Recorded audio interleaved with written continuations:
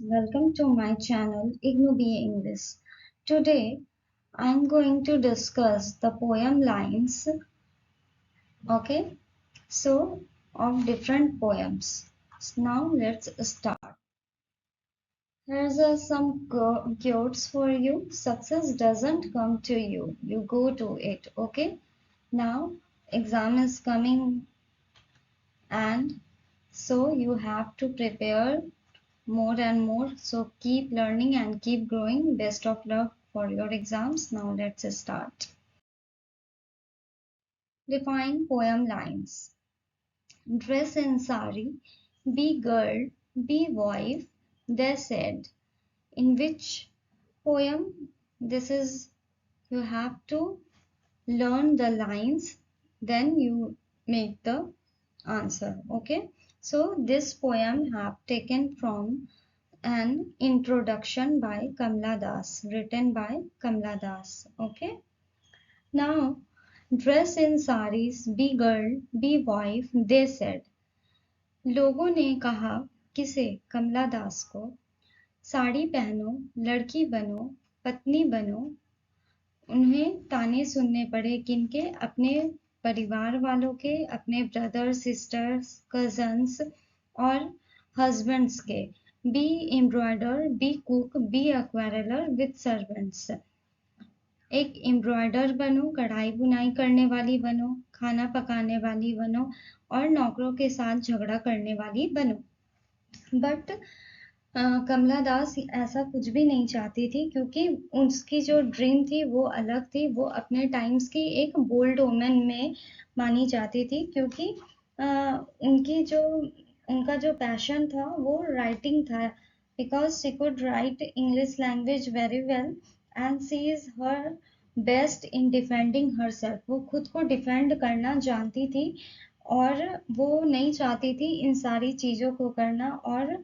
वो जो है मतलब अपने एज और अपने पॉवर्टी और अपने गर्ल होने पे उसे अच्छा नहीं लगता था इस वजह से वो जो है अपने मैरिड लाइफ को भी कंटिन्यू नहीं की और इस पोयम में कमला दास जो है पब्लिक ट्रेडिशनली और प्राइवेट एक्सपीरियंस को जो है शेयर करती है और ओमेन की जो पर्सनल फीलिंग है उसकी ओमेन की पर्सनल फीलिंग पर्सनल नहीं रह जाती है वो इस पोयम में शो करती है और this poem is a longing and loss part of collective experience of womanhood. Okay, so you have to write in explanations, comments, and introduction. So you have to write firstly introduction. So you will write these poems have been taken from a poem, an introduction written by Kamla Das. In this poem, Kamla Das wants doesn't want to be dressed in saris, be a girl, be wife, whatever the family members and the neighbors said. Be embroider, be cook, be aquareller with servants, but she doesn't want all that things because she tells her readers that she is not aware of the game of politics. वो इन सब चीजों में नहीं पढ़ना चाहती है because she proved herself to be a true Indian. All women are proud of Kamla Das and she regrets the charge of her friends, cousins and critics who criticize her not to write in English. उनके family वालों ने कहा कि English में मत पढ़ो मत लिखो but she knows that she is best in her critics who criticize her and she is best in defending herself and she tells their parents, family members, neighbors that she is able to speak three languages, write in two and dream in one, and she is very bold in her part. Okay. Now, next passage number 2.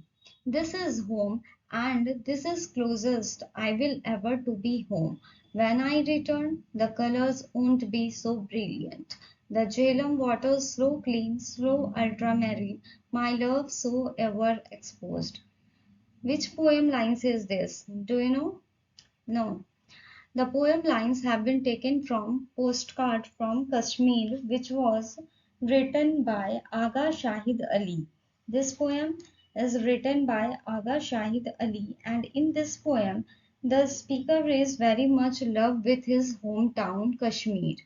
उन्हें अपने घर से बहुत प्रेम था। उन्हें अपने कश्मीर जहाँ जो उनका होम टाउन था वो उन्हें बहुत ज़्यादा पसंद था। वो अपने काम की वजह से जो है अपने होम टाउन को छोड़ के दूसरे कंट्री में चले गए, but he never forget his home town.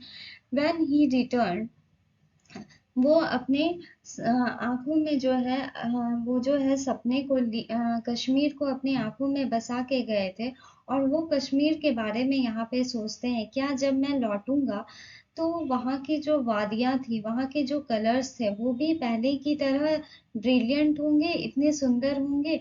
The Jhelum water slow clean, क्या कश्मीर में कौन सा नदी है? झेलम रिवर है।